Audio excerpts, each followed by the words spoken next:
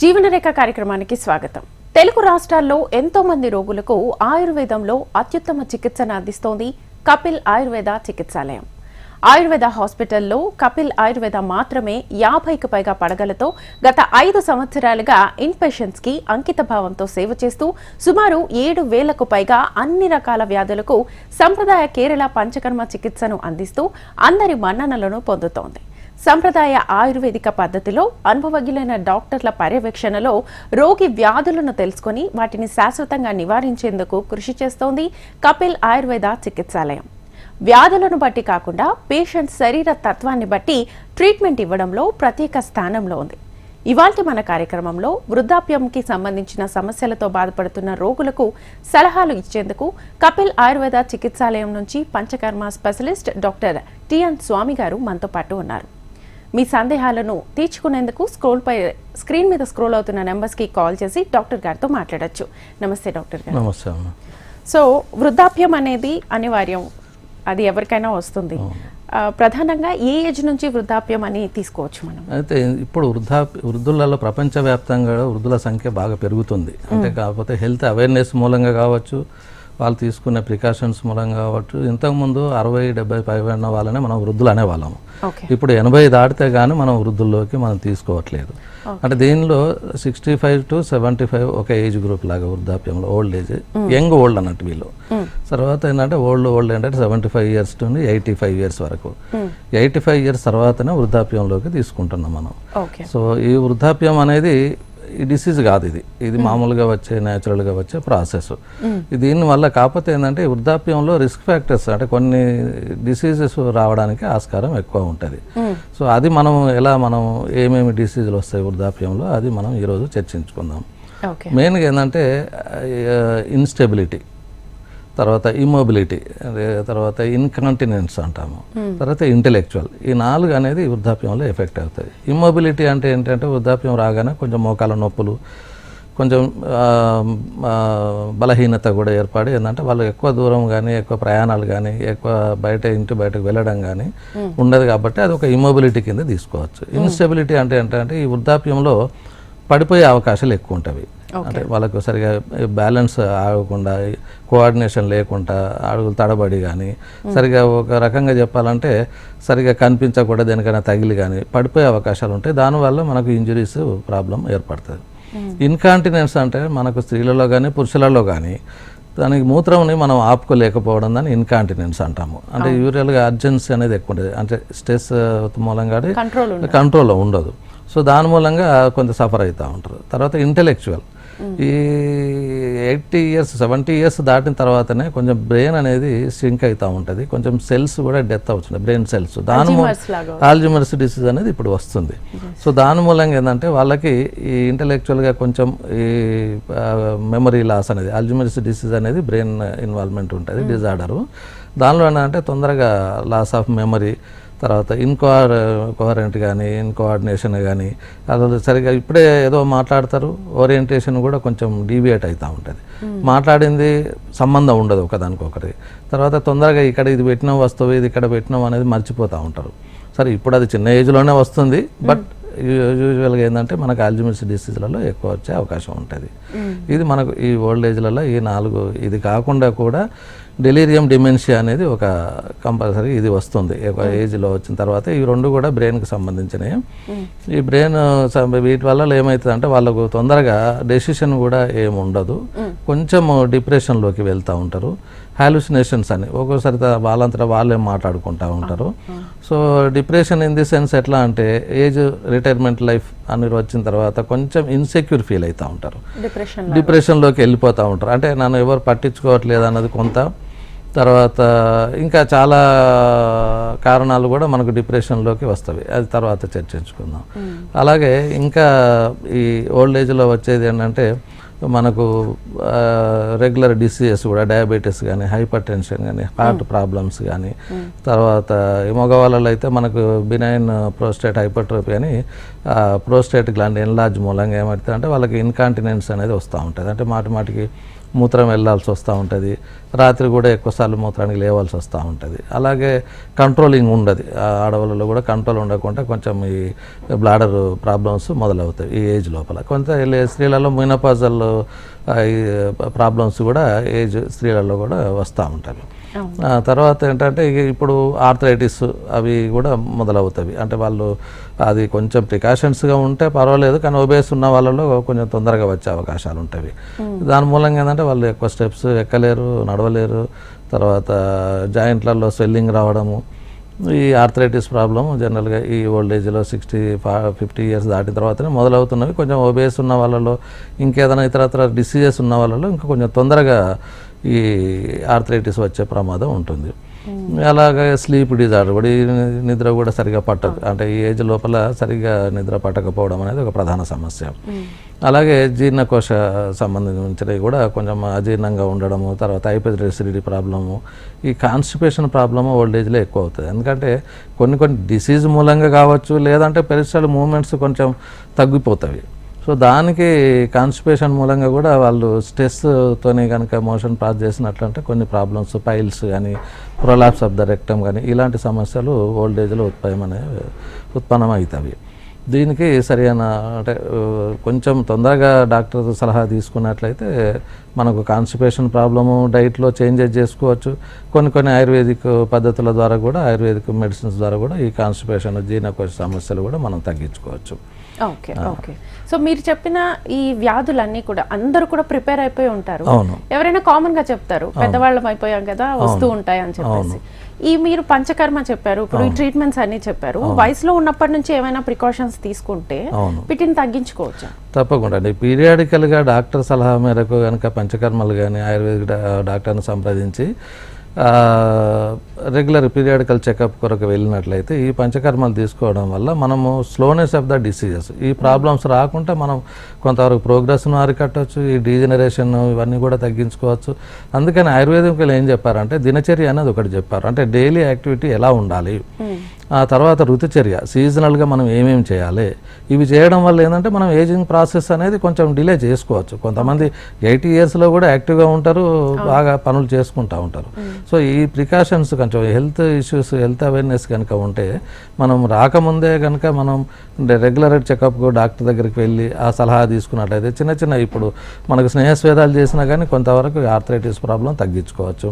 అలాగే వస్తిపరమ ఇలాంటివి, ఎందుకంటే ఈ ఏజ్ గ్రూప్లలో ఏంటంటే వాత దోషం అనేది ప్రధానం, వాత దోషం ప్రధానంగా ఉంటుంది కాబట్టి దానికి వస్తికర్మ అనేది దానికి సరి అయిన యూనిక్ ట్రీట్మెంట్ అది.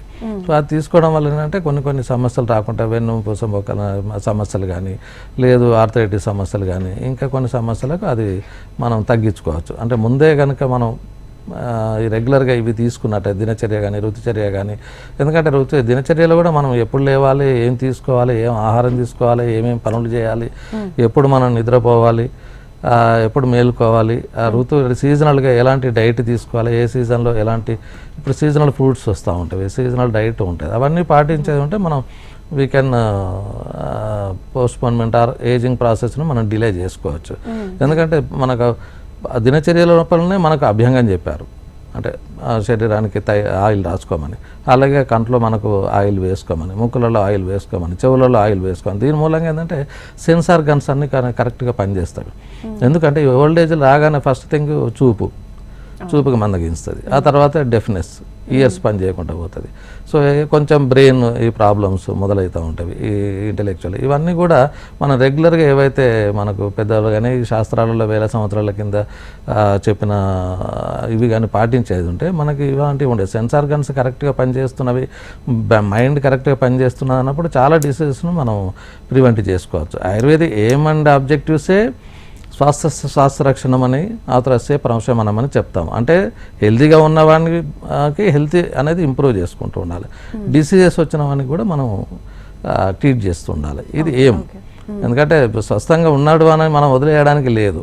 ఎందుకంటే అన్లెస్ డిసీజ్ ఫ్రీ ఉంటేనే తప్ప మనం హెల్త్ పర్సన్స్ అనలేము మనం అది.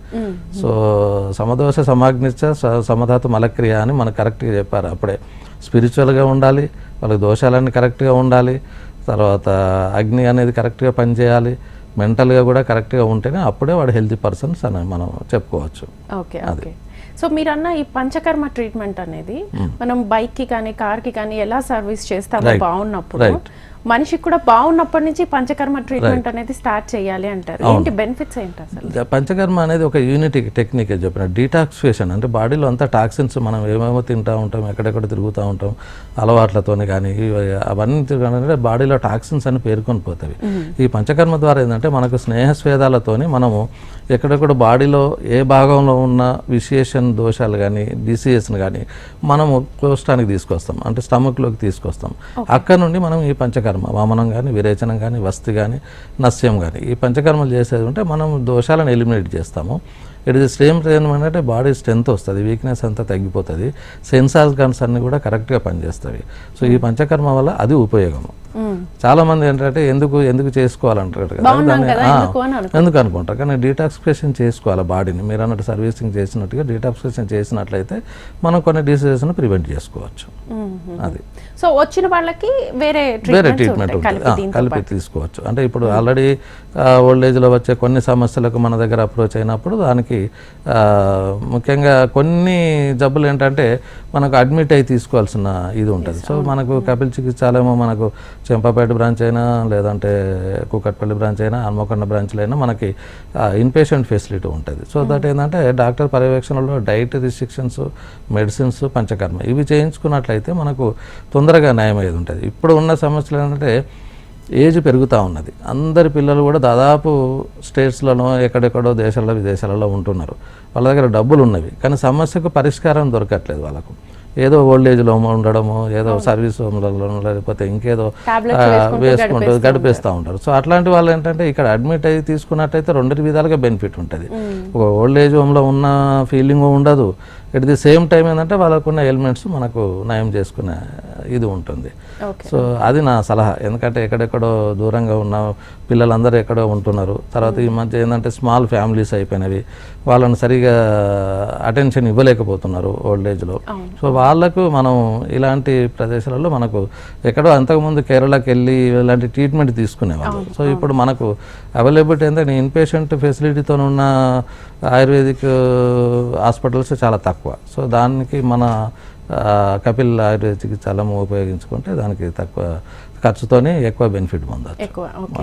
ఇప్పుడు పెద్దవాళ్ళు ఏజ్ అయిపోయిన వాళ్ళు కనుక మీ దగ్గరకు వస్తే ఎలాంటి ట్రీట్మెంట్స్ ఇస్తారు? అంటే వాళ్ళకున్న డిసీజ్ని బట్టి ఎలాంటి జాగ్రత్తలు తీసుకోవాలని చెప్తారు? అండ్ వాళ్ళు జాయిన్ అవ్వాల్సి ఉంటుందా? దేనికి జాయిన్ అవ్వాల్సి ఉంటుంది? అంటే వాళ్ళు కొంతమంది ఏంటంటే కొంచెం ఈ ఇంటలెక్చువల్ ప్రాబ్లము, మెమరీ లాస్తోనే కొంతమంది సఫర్ అవుతూ ఉంటారు. అంటే ఏజ్ మూలంగా వచ్చే దాని కొరకు దానికి మా దగ్గర ప్రత్యేకంగా యూనిక్ ట్రీట్మెంట్స్ ఉన్నాయి. అంటే శిరోధార కానీ శిరో పిచ్చు కానీ వాళ్ళు ఆల్రెడీ అలోపతి వాడుతుంటారు, అది వాడుకోవచ్చు. అది డాక్టర్ సలహా మేరకు ఏదైనా క్రానిక్, ఇప్పుడు హైపర్ టెన్షన్ ఉన్నది, హార్ట్ పేషెంట్స్ ఉంటారు, డయాబెటీస్ ఉంటారు, ఇవి మా పర్యవేక్షణలో అవి తీసుకుంటూ కూడా మన ఆయుర్వేదిక్ పంచకర్మ ట్రీట్మెంట్ తీసుకోవచ్చు. ఓకే సార్, కంటిన్యూ చేద్దాం. కాలర్ ఉన్నారు, రాజేష్ సూర్యాపేట నుంచి. నమస్తే అండి. నమస్తే మేడం. నమస్తే, చెప్పండి. హలో చెప్పండి అమ్మా. సార్ నమస్తే. సార్ నమస్తే, చెప్పండి సమస్య చెప్పండి. నా కాలు కొద్దిగా ఇది ఫ్రాక్చర్ అయి ఉండే సార్.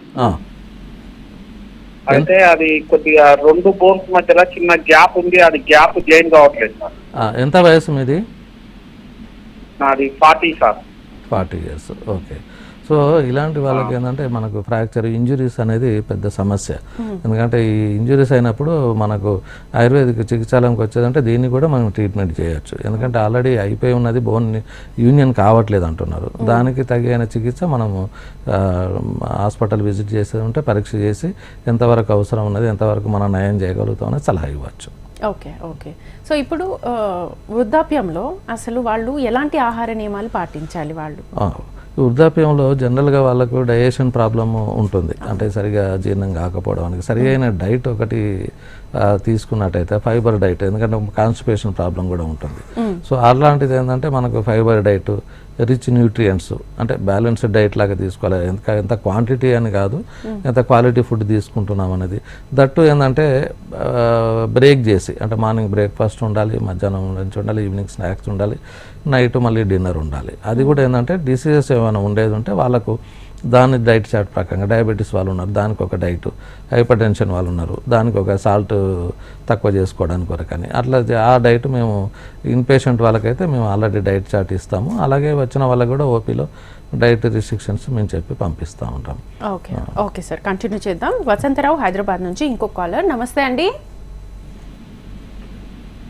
హలో హలో వసంతరావు గారు మాట్లాడండి డాక్టర్ గారితో. డాక్టర్ గారు నమస్కారం అండి. నమస్కారం, చెప్పండి. నమస్కారం అండి. నా ప్రాబ్లం ఏంటంటే న్యూరో ప్రాబ్లం సార్. న్యూరో ఎంత వయసు? సర్వైకల్. నా వయసు 64 years. Okay, retired employee, government employee. Okay. అయితే నాకు ప్రాబ్లం ఏమైందంటే 2012లో 2 పాదాలు, అరిపాదాలు, చేతులు తిమ్మిర్లు ఎక్కినాయి సార్. తిమ్మిర్లు మెల్లమెల్లగా రేడియేట్ అవ్వకుండా వచ్చినాయి. అప్పుడు నేను సర్వీస్ లో ఉంటే కొంచెం ఇబ్బంది జరిగింది, చాలా ఇబ్బంది జరిగింది.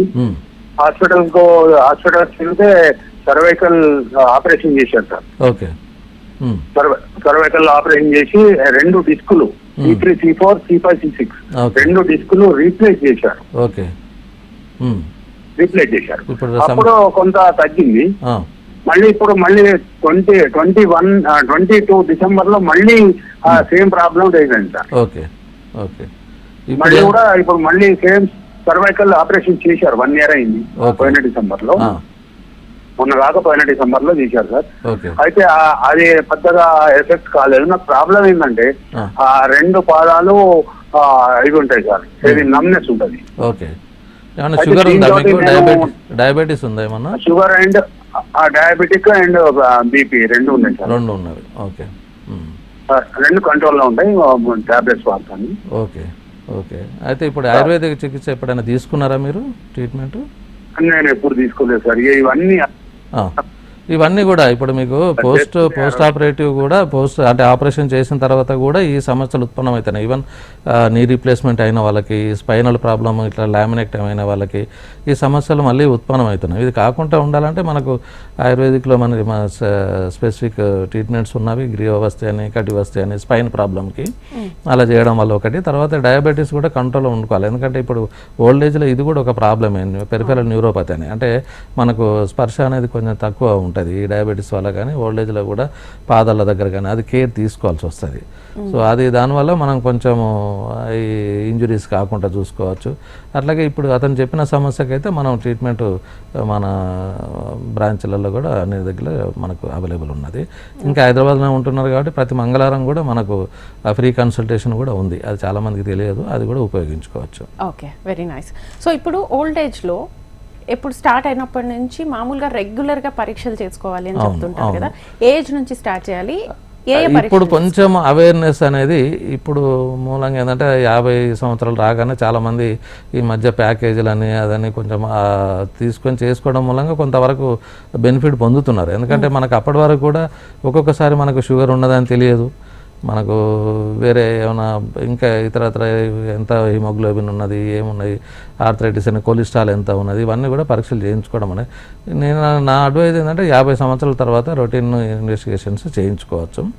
అలాగే స్కానింగ్ కూడా చేయించుకోవాలి. ఎందుకంటే ఏమైనా ప్రోస్టేట్ ఎన్లార్జ్మెంట్, మేల్స్లలో అయితే ప్రోస్టేట్ ఎన్లార్జ్మెంట్ ఏమైనా ఉందా అనేది కూడా మనకు ఈ చెకప్ తర్వాత మనకు జబ్బు వచ్చిన తర్వాత కూడా జనరల్గా ఒక్కొక్కసారి ఈ బ్రెయిన్ సిటీ స్కాన్ ఒకసారి తీయించుకోవడం మూలంగా కూడా కొంత ఏమన్నా ప్రాబ్లమ్లు ఉన్నాయని తెలుస్తుంది.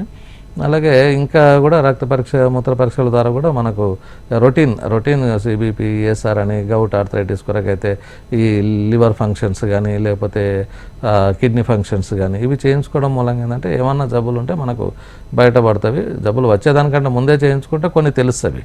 దాన్ని మన ట్రీట్మెంట్ కనుక తీసుకున్నట్టయితే మనం దాన్ని ప్రివెంట్ చేసుకోవచ్చు. Okay okay. సో మీరు అన్నట్లుగా ఓల్డ్ ఏజ్లో వచ్చే ప్రాబ్లమ్స్ని ప్రివెంట్ చేయాలంటే ఏ ఏజ్ నుంచి కన్సల్ట్ అవ్వాల్సి ఉంటుంది, ఏ ఏజ్ నుంచి పంచకర్మ చేసుకోవాల్సి? యూజువల్గా అయితే మాకు పంచకర్మ ఈవెన్ బిగినింగ్ నుండే చెప్తాం మేము.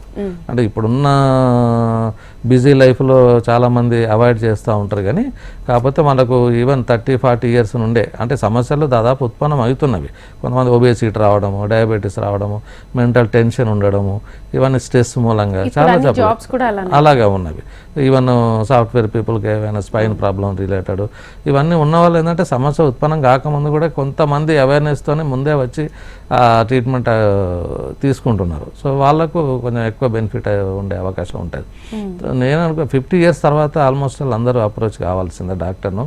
రెగ్యులర్ చెకప్స్, ఆ తర్వాత వాళ్ళకున్న స్ట్రెస్ మూలంగా ఎలాంటి రావచ్చు అనే జబ్బులు రావచ్చు అనేది, స్ట్రెయిన్ మూలంగా ఎలాంటి వాళ్ళ అక్యుపేషనల్ రీత్యా ఏమైనా డిసీజెస్ ఏమేమి రావచ్చు అనేది మనం కన్సల్ట్ అయ్యి వాళ్ళ సలహా తీసుకున్నట్లయితే, రెగ్యులర్గా పంచకర్మ పీరియాడికల్ చేసుకున్నట్లయితే ఇంతకుముందు చెప్పినట్టుగా మనం అన్ని డిసీజులను కూడా మనం కొంతవరకు ఫ్రీ హ్యాపీ లైఫ్ లీడ్ చేయొచ్చు.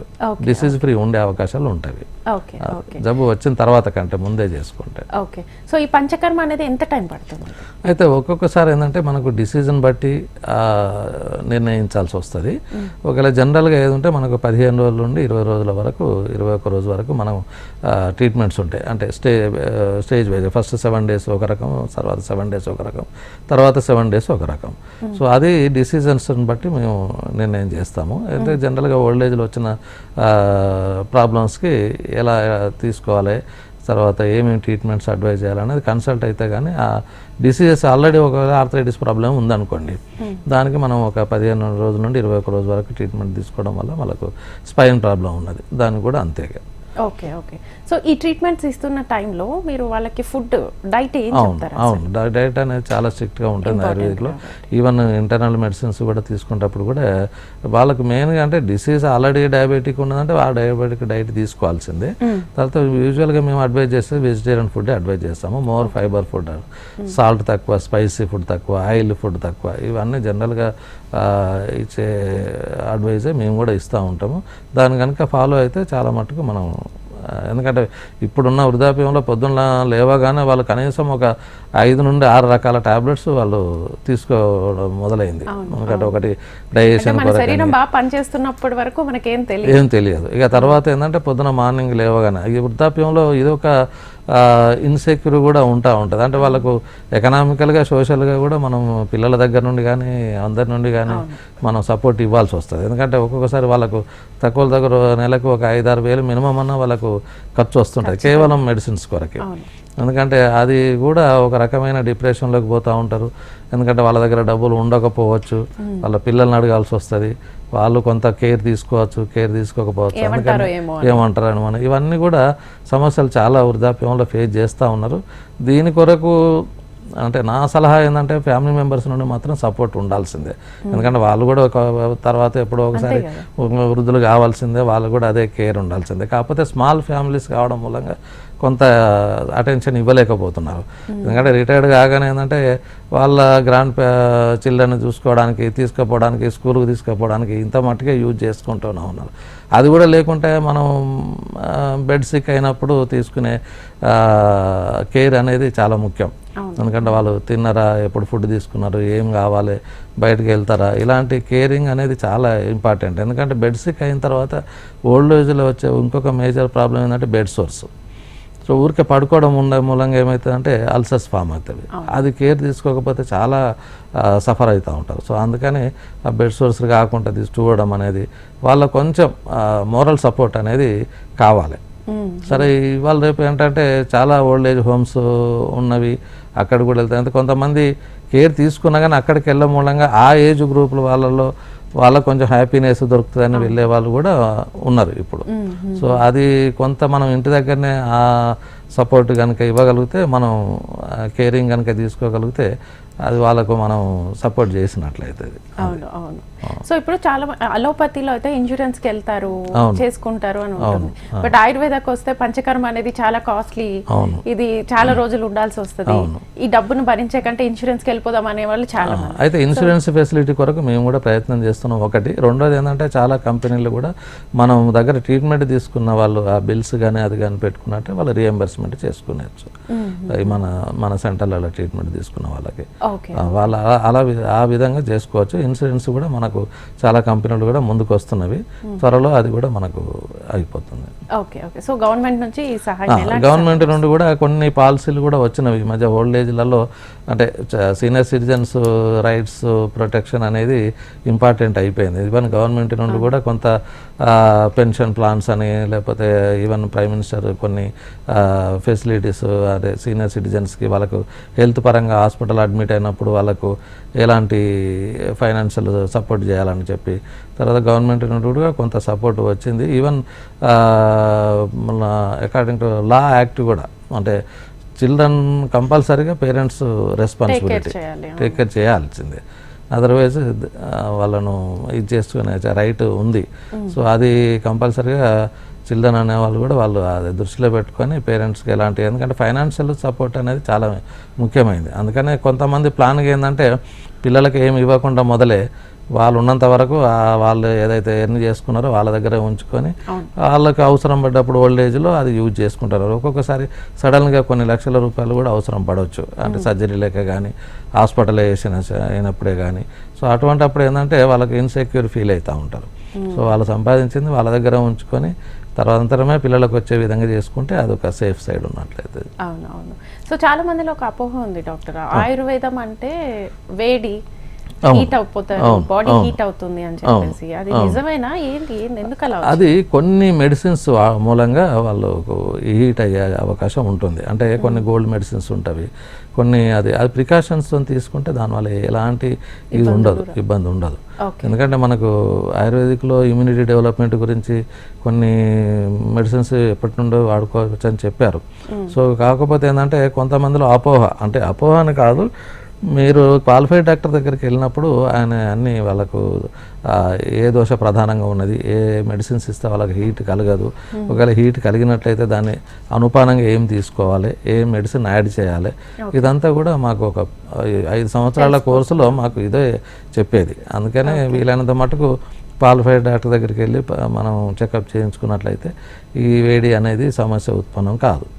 Okay okay, thank you so much doctor. చూసారు కదండి, ఇది ఇవాల్టి జీవనరేఖ కార్యక్రమం. నమస్తే.